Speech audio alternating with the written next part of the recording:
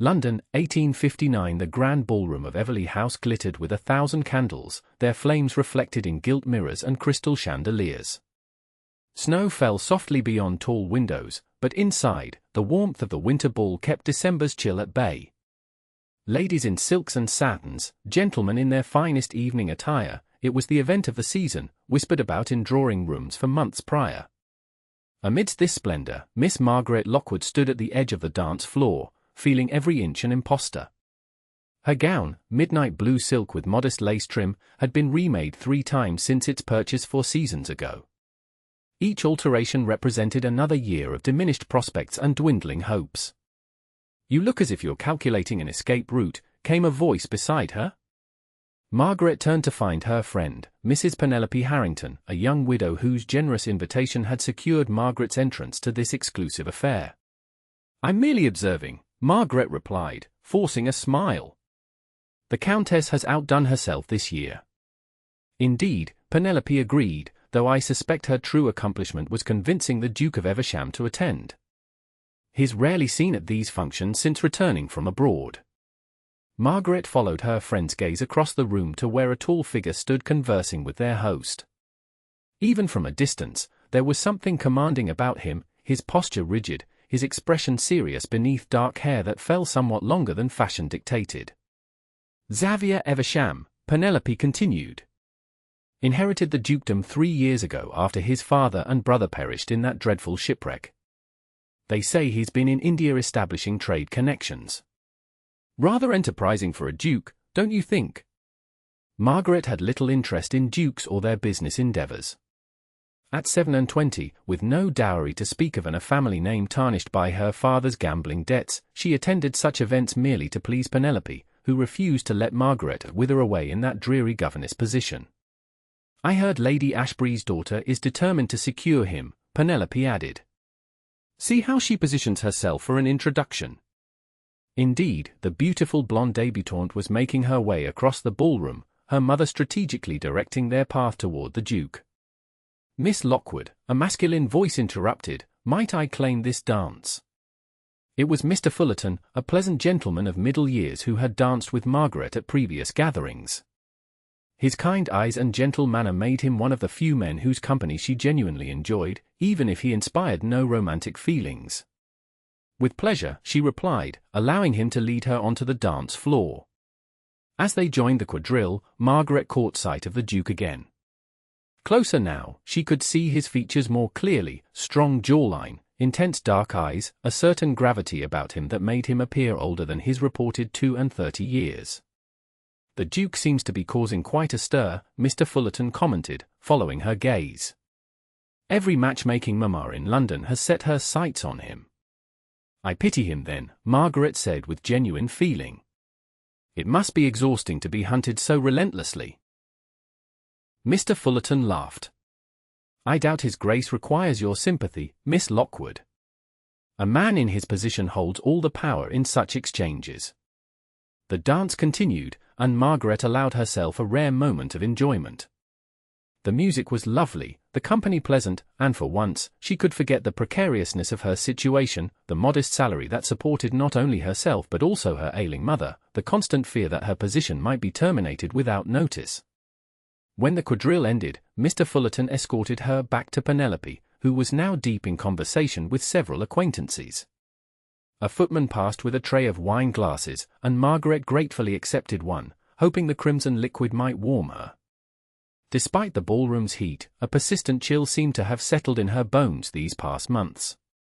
"They say he refused Lady Montgomery's daughter outright," one of the ladies was saying. "Can you imagine?" The poor girl was devastated. "Perhaps he's already selected his duchess," another suggested. "Men of his station often make such arrangements with family friends."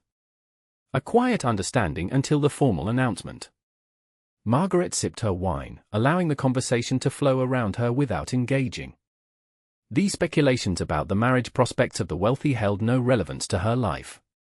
She would return to her position as governess to the Russell children tomorrow, and this evening of finery and music would fade into memory. "Miss Lockwood, would you care for some air?" Penelope asked, noticing Margaret's distraction. The conservatory is open for guests. Much less crowded than this crush. The suggestion was tempting. Thank you, I believe I would. The two women made their way through the ballroom, Margaret still carrying her half-full wine glass. The conservatory lay just beyond a set of French doors, its glass walls and ceiling creating a crystal palace of exotic plants and comfortable seating areas. As Penelope had promised, it was significantly less crowded, with only a few guests strolling among the palms and ferns. I must check on Lady Russell, Penelope said. She promised to introduce me to her cousin visiting from Bath. Will you be comfortable alone for a moment? Of course. I shall admire the botanical wonders until your return. Once alone, Margaret wandered deeper into the conservatory, admiring the rare orchids and tropical specimens that thrive despite the winter chill outside. The glass ceiling revealed stars beyond the falling snow, creating an otherworldly atmosphere. She was so enchanted by this view that she failed to notice another guest approaching from a side path until they collided. Her wine glass tipped, spilling its contents across a pristine white waistcoat and black evening coat. Oh! Margaret gasped, mortified. Sir, I am so terribly sorry. The words died on her lips as she found herself looking up into the stern face of Xavier Eversham, Duke of Eversham. Horror washed through her as she watched the crimson stain spread across his impeccable attire. Your Grace, she amended, dropping into a hasty curtsy. Please forgive my clumsiness. I was distracted by the stars and didn't see you approach. To her surprise, the Duke made no immediate response. Instead, he regarded her with an intensity that made her face flush. His dark eyes seemed to assess her with unnerving thoroughness. The fault was equally mine, he finally said, his voice deep and measured. I was similarly distracted. Margaret withdrew a handkerchief from her reticule. Please, allow me to, she stopped, realizing the absurdity of attempting to blot a wine stain with her tiny lace handkerchief. The corner of his mouth lifted slightly, not quite a smile, but something that softened his austere features. I believe it's beyond salvation, Miss Lockwood. Margaret Lockwood. Miss Lockwood. He pronounced her name deliberately, as if committing it to memory. Rather than futile attempts at restoration, perhaps you would honor me with a turn about the conservatory instead. Margaret blinked, certain she had misheard. Your Grace, you cannot possibly wish for my company after I've ruined your evening attire. On the contrary, Miss Lockwood. You've provided me with a perfect excuse to retire early from an event I had little desire to attend in the first place. He offered his arm. Shall we?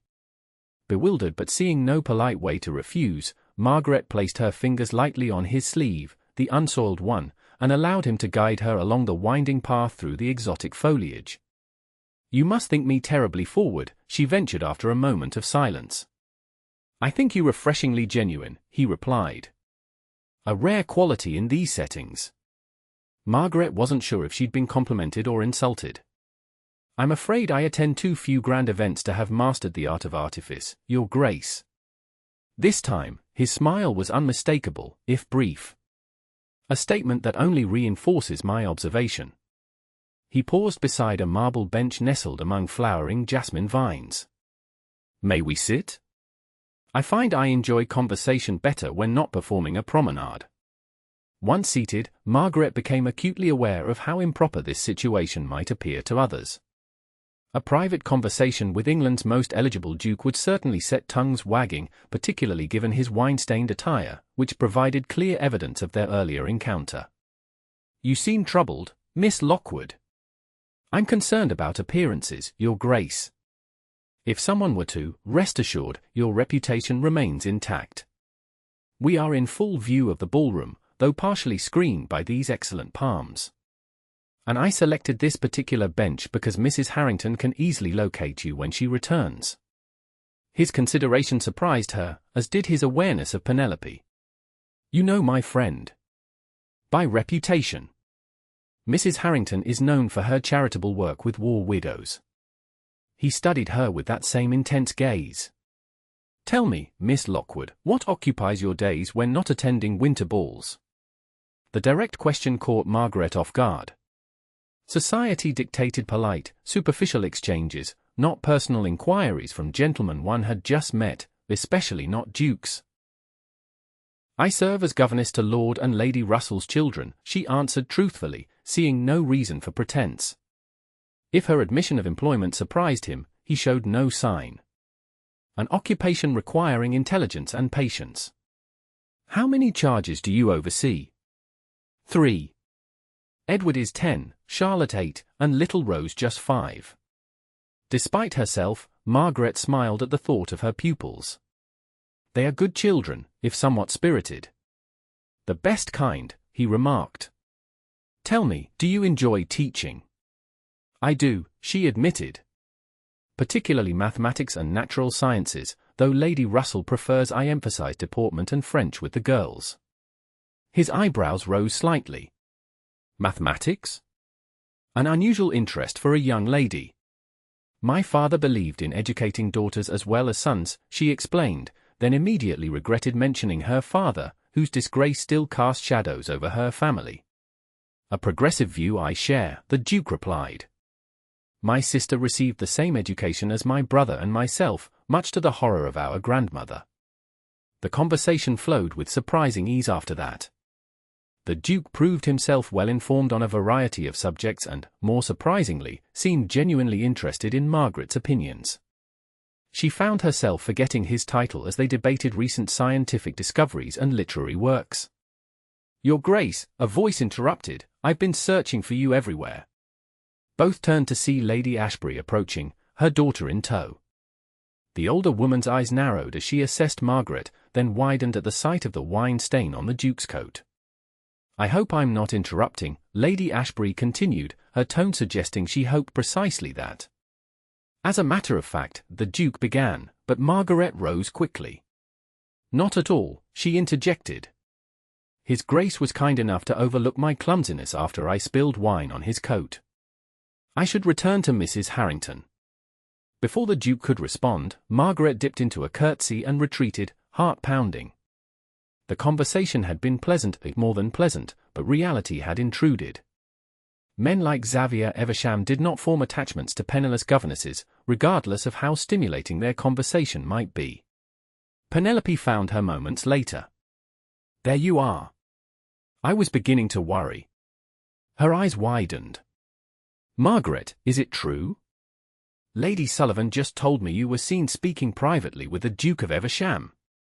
"It was nothing," Margaret insisted. "A chance encounter. I spilled wine on his coat, and he was gracious about it. Gracious enough to sit conversing with you for nearly half an hour, from what I hear." Penelope's eye sparkled with excitement. "This is extraordinary. The man has barely spoken 10 words to any other young lady this evening." "Please, Penelope, don't make more of this than it was. I've embarrassed myself quite enough for one evening." Margaret glanced toward the clock. "In fact, I believe it's time we departed. I must return to the Russells early tomorrow." Despite Penelope's protests, Margaret insisted on leaving. As their carriage pulled away from Everley House, she caught herself looking back, wondering if the Duke was still in the conservatory with Lady Ashbury's daughter, the kind of suitable match society expected of him. The following morning brought grey skies and a return to Margaret's daily routine. She supervised Edward's Latin recitation, corrected Charlotte's watercolors, and helped Rose practice her letters. If her thoughts occasionally wandered to intense dark eyes and unexpected conversation, she firmly redirected them to the task at hand. 3 days passed in this manner. On the 4th morning, Margaret was summoned to Lady Russell's morning room, an unusual occurrence that immediately caused her concern. "Miss Lockwood," Lady Russell began once Margaret had entered, "I've received a most unusual request. The Duke of Eversham wishes to call on you this afternoon." Margaret's heart leapt to her throat. "On me, my lady? There must be some mistake." "I thought so myself," Lady Russell replied, examining Margaret as if seeing her for the first time. "Yet his secretary was most specific. His Grace requests a private audience in our drawing-room at 2 o'clock. Naturally, I shall serve as chaperone." "Of course," Margaret murmured, mind racing. What possible reason could the Duke have for such a visit? Perhaps he wished to discuss educational approaches for a relative's children? Or maybe he sought recommendations for a new governess for his sister's family. The hours until 2 o'clock passed with excruciating slowness. Margaret changed into her best day dress, a modest grey wool with white collar and cuffs, and spent an inordinate amount of time arranging her chestnut hair into a neat chignon. She reminded herself repeatedly that this visit likely had a perfectly reasonable explanation unrelated to their conversation at the ball. The Duke arrived precisely at 2. When Margaret entered the drawing-room, she found him standing by the window, his tall figure silhouetted against the winter light. Lady Russell sat rigidly on the settee, clearly unsure what to make of this unusual situation. "Miss Lockwood," the Duke said, turning as she entered. His expression was unreadable, but his eyes held the same intensity she remembered. "Your Grace," she replied with a curtsy. "This is an unexpected honor. Please, sit." He gestured to a chair near Lady Russell, then took a seat opposite them. "I apologize for the unconventional nature of my call, but after our conversation at Lady Everleigh's ball, I found myself with several matters I wish to discuss with you." Lady Russell's eyebrows rose slightly, but she maintained her composure. "I shall leave you to your conversation," she said, beginning to rise. "Actually, Lady Russell," the Duke said, "I would prefer you remain, as what I have to say concerns your household as well." Now thoroughly confused, Margaret watched as Lady Russell settled back into her seat, curiosity evident in her expression. The Duke turned his attention back to Margaret. "Miss Lockwood, our conversation the other evening revealed you to be a woman of intelligence, education, and character. Qualities I have found disappointingly absent in many of my acquaintances." Margaret felt heat rise to her cheeks. "Your Grace is too kind." "Not kind," he corrected. "Observant.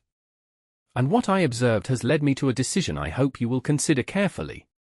He paused, his expression suddenly less certain. "I wish to propose marriage." The silence that followed was absolute. Lady Russell's gasp was the only sound in the room as Margaret stared at the Duke, certain she had misheard. "I beg your pardon," she finally managed. "I am asking for your hand in marriage, Miss Lockwood." His voice was steady, though she noticed his fingers tighten slightly on his walking stick. "I realize this is unexpected and unconventional, but I have always preferred directness to the usual social machinations." Lady Russell found her voice. "Your Grace, while this is most extraordinary, perhaps you are unaware of Miss Lockwood's circumstances." "I am fully aware," he interrupted. "Miss Lockwood is the daughter of the late Colonel James Lockwood, whose financial difficulties led to his unfortunate end 7 years ago. She supports herself and her mother through employment as a governess, having received no inheritance due to her father's debts." His gaze returned to Margaret. "Have I omitted anything significant?" Margaret's shock gave way to a flare of indignation. "Only that you appear to have investigated my personal history without my knowledge or consent, Your Grace." Rather than taking offense, he inclined his head in acknowledgement. "A fair criticism. I should have been forthright about my inquiries. My only defense is that I wish to understand your situation fully before making this proposal." "But why?" The question escaped before Margaret could contain it. "Why would you propose marriage to someone of my station? We've conversed exactly once. A conversation that revealed more of your character than a dozen conventional courtships could have done." He leaned forward slightly. "Miss Lockwood, I require a duchess who is intelligent, well-educated, and forthright. Someone capable of managing estates and engaging with the various enterprises I oversee.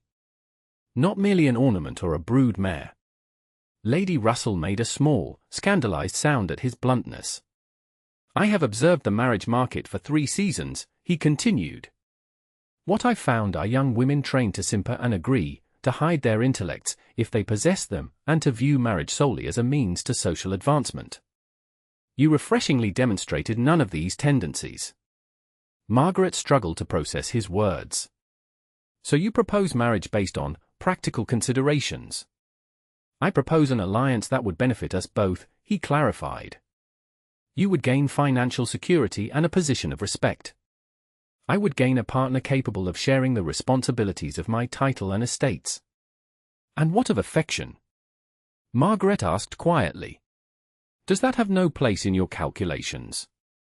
Something flickered in his expression, vulnerability, perhaps, or uncertainty. I believe mutual respect and common purpose provide a stronger foundation for marriage than fleeting romantic sentiments. However, he hesitated. I found your company genuinely engaging, Miss Lockwood. I believe affection could grow between us, given time. Lady Russell cleared her throat. This is most irregular, Your Grace. While Miss Lockwood has been an excellent governess, surely someone of your standing would consider a young lady of appropriate birth and connections. I have considered them, he interrupted firmly. I find I prefer Miss Lockwood's straightforward nature and evident intelligence to all the carefully cultivated accomplishments of this season's debutantes. He returned his gaze to Margaret. I do not expect an immediate answer. Take what time you need to consider. I shall call again in 3 days for your response. With that, he rose. Lady Russell, thank you for your hospitality. Miss Lockwood, I look forward to our next meeting. After he departed, Lady Russell turned to Margaret with wide eyes. Well, in all my years, I have never witnessed anything quite so extraordinary. The Duke of Eversham proposing marriage to our governess. Margaret sat in stunned silence, trying to make sense of what had just occurred. A duke had proposed marriage to her. Not from love, not from passion, but from a cool assessment of compatible qualities. Should she feel insulted by his practical approach, or flattered that he valued her intelligence above beauty or connections? You cannot seriously be considering it, Lady Russell said, studying Margaret's expression. I hardly know what to think, Margaret admitted. It seems impossible. It would certainly be advantageous, Lady Russell mused, her initial shock giving way to calculation. Duchess of Eversham. From governess to duchess, it would be the scandal of the season, of course, but once you were married, society would have to accept you. Margaret stood abruptly. If you'll excuse me, Lady Russell, I believe I need some time alone to think. The next 3 days passed in a blur of confusion. Margaret went through her teaching duties mechanically, her mind constantly returning to the Duke's proposal. She wrote to Penelope, who responded immediately with an emphatic letter encouraging Margaret to accept. A chance like this comes once in a lifetime, Penelope wrote. And despite his practical approach, there was something in the way he looked at you at the ball, Margaret. Something that suggests his heart might be more engaged than he admits. Her mother's reaction, when Margaret visited her modest lodgings to share the news, was tearful incredulity followed by cautious hope. Your father would be so proud, Mrs. Lockwood said, clasping Margaret's hands. Not because of the Duke's title, but because he sees the worth in you that we've always known was there. On the morning the Duke was expected to return, Margaret woke early, her decision made. She dressed with care in her best day dress, the same she had worn during his previous visit, and waited in the schoolroom until the appointed hour. This time, when she entered the drawing room, the Duke stood alone by the fireplace. Lady Russell, it seemed, had decided to allow them a measure of privacy, though the door remained pointedly ajar. Miss Lockwood, he said, turning to her. Something in his expression seemed less certain than before, a vulnerability that gave Margaret courage. Your Grace, she replied with a curtsy. Thank you for returning as promised. I am a man of my word. He gestured to the chairs before the fire. Shall we sit? Once seated, Margaret found herself studying him more carefully than she had dared before. Without the distraction of his wine-stained coat or Lady Russell's presence, she noticed details she had missed, the fine lines at the corners of his eyes suggesting he smiled more often in private than in public, the slight asymmetry of features that prevented his face from being classically handsome but gave it character. You have considered my proposal, he asked after a moment. I have, Margaret replied. But before I give my answer, I must ask you something. She gathered her courage. You spoke of practical considerations, of mutual benefit. But marriage is more than a business arrangement, Your Grace. It is a lifelong commitment, a sharing of home and hearth and intimacy. She felt her cheeks warm but continued. I cannot enter such a union without knowing if there is any potential for genuine feeling between us. The Duke's expression softened. A fair concern.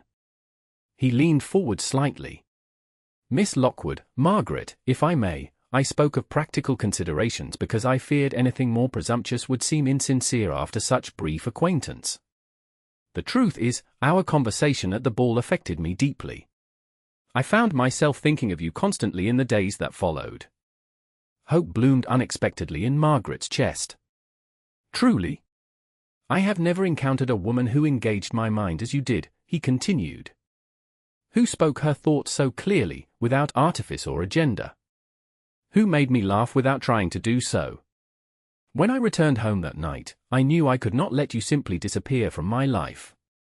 So your proposal is not merely practical. A genuine smile transformed his face. Practical, yes.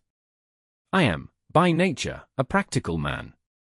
But motivated by something I hesitate to name so early in our acquaintance, lest you think me impulsive or insincere. Margaret found herself smiling in return. And if my answer is yes? What then, Your Grace? Xavier, he corrected gently. If your answer is yes, I would ask that you use my given name, at least in private. Xavier, she repeated, testing the unfamiliar name. If your answer is yes, he continued, I would like to court you properly, despite our engagement. To give you time to know me better before the wedding. I would introduce you to my sister, who I believe will adore you. I would help settle your mother in comfortable accommodations near our London residence. And I would endeavour each day to prove that your trust in me was not misplaced. His words, spoken with such quiet sincerity, dispelled the last of Margaret's doubts. In that case, Xavier, my answer is yes. The joy that illuminated his face in that moment convinced Margaret more than any words could have that his interest was not merely practical. He reached for her hand, raising it to his lips for a kiss that lingered just long enough to send warmth spreading through her entire being. You have made me very happy, Margaret, he said softly. I promise you will not regret this decision. True to his word, Xavier courted Margaret properly during their brief engagement. He escorted her to exhibitions at the Royal Academy, to concerts at private salons, and once, memorably, to the Royal Observatory at Greenwich, where his connections allowed them a private viewing of the night sky through the great telescope. Society reacted predictably to the news of their engagement. The gossip columns buzzed with speculation and thinly veiled criticism. Duke to wed governess, declared one headline, while another questioned, has the Duke of Eversham lost his senses? Margaret weathered the storm of attention with as much grace as she could muster, bolstered by Xavier's unwavering support and Penelope's fierce loyalty. Lady Russell, sensing which way the wind was blowing, took credit for recognizing Miss Lockwood's exceptional qualities and bringing her into society where she could make an advantageous match. As the weeks passed, Margaret discovered that Xavier was not the stern, reserved man he appeared in public. In private, he revealed a dry wit, a passionate interest in scientific advancement, and a deep commitment to improving conditions on his estates. She also learned of his grief over his father's and brother's deaths, which had thrust him unexpectedly into a title and responsibilities he had never expected to bear. I was the second son, he explained one evening as they sat in his library, reviewing plans for improvements to a tenant village. Educated for a diplomatic career, not for dukedom. When I returned from India to find myself the heir, I felt like an imposter in my own family home. Is that why you spend so much time with your business interests? Margaret asked. Because they're familiar when the title is not. His surprised expression told her she had understood something even he had not fully articulated. Perhaps, he acknowledged. Though I also believe that with privilege comes responsibility. The wealth of our family should be used to improve lives, not merely to maintain our own comfort. It was in such moments that Margaret's affection for him deepened into something more profound. By the time their wedding day approached, what had begun as a practical arrangement had blossomed into genuine love, at least on her part.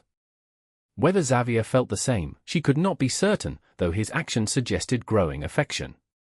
They were married on a bright spring morning in April, 6 months after their first meeting at the winter ball.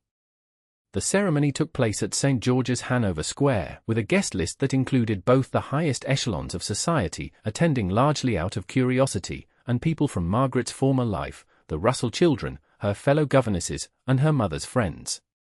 As Margaret walked down the aisle toward Xavier, she caught sight of him waiting by the altar. His expression as he watched her approach contained none of the cool practicality that had characterized his proposal. Instead, his eyes shone with an emotion that made her heart soar. The wedding breakfast that followed at Eversham House was an elegant affair that left even the most critical society matrons impressed.